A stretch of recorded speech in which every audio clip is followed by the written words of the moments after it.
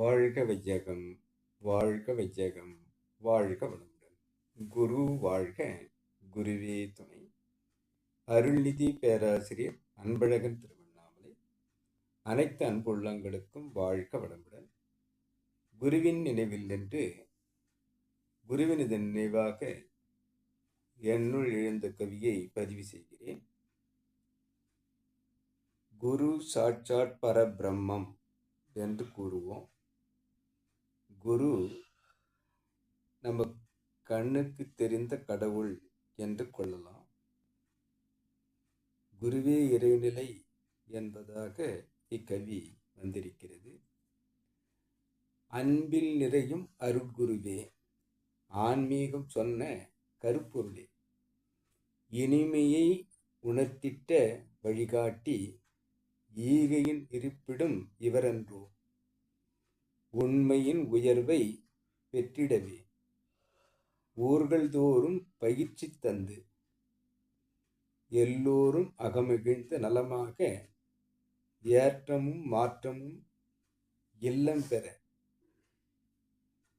ஐயத்தை நீக்கி அச்சம் தவிர்த்து, ஓர்மை சீர்மை அறிவின் கூர்மைதனை ஓதியும் நம்முள் நிலை உணர்த்தி, அவ்வையின் அறநெறி அகம்பெறவே அகுதே ஆண்டவன் திருப்பணி என ஓதி, அருளும் பொருளும் பெற்றுய்ய ஆனந்தம் பேரானந்தம் என மலர்த்தி, இன்பத்தை அனைவருக்கும் ஏற்படுத்தி, ஈசனாம் நீயே சுத்தவெளி என உன்னை கரை நீக்கி உணர்த்திய குருவே வாழ்க வளமுடன்.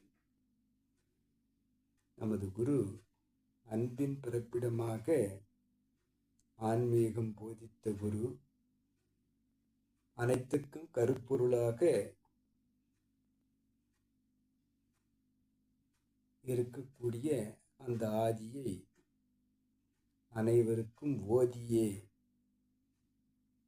ஈகையின் இருப்பிடமாக நமக்கு இருந்து உண்மை உயர்வை பெற்றிட ஊர்கள் தோறும் பயிற்சிகளை கொடுத்து கொண்டு நம் அகத்தை மகிழச் செய்த நல் மாற்றத்தை நமக்கு ஏற்படுத்திய, ஐயத்தை நீக்கி அச்சத்தை தவிர்த்த, ஓர்மை சீர்மை அறிவின் கூர்மையை ஏற்படுத்தி ஓதியும் பயிற்சிகள் தந்தும் அவ்வையின் அறநெறியை நமக்கு கொடுத்து, இறை உணர்ந்து அறநெறியில் வாழ்ந்தால் அதுவே ஆண்டவன் திருப்பணி என்று நமக்கு புகட்டிய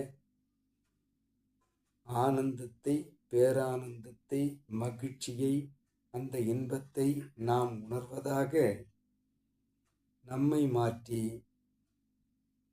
அந்த இறையை உணர்ந்த போது இறையின் தன்மையாக இறை எங்குமே பேரின்பமாகத்தான் இருக்கிறது, அதை உணர்ந்த போது நாமும் மாற முடியும் என்று நமக்கு வழிகோலிய குருவே வாழ்க வளமுடன் என வந்திருக்கும் இக்கவியை பதிவு செய்கிறேன். இக்கவியை என்னுள் ஏற்படுத்திய குருவுக்கும் இறைநிலைக்கும் இதுகாரும் செவிமடுத்த அனைத்து அன்பு உள்ளங்களுக்கும் நன்றி நன்றி நன்றி. வாழ்க வளமுடன் என வாழ்த்தி நிறைவு செய்கிறேன். வாழ்க வளமுடன்.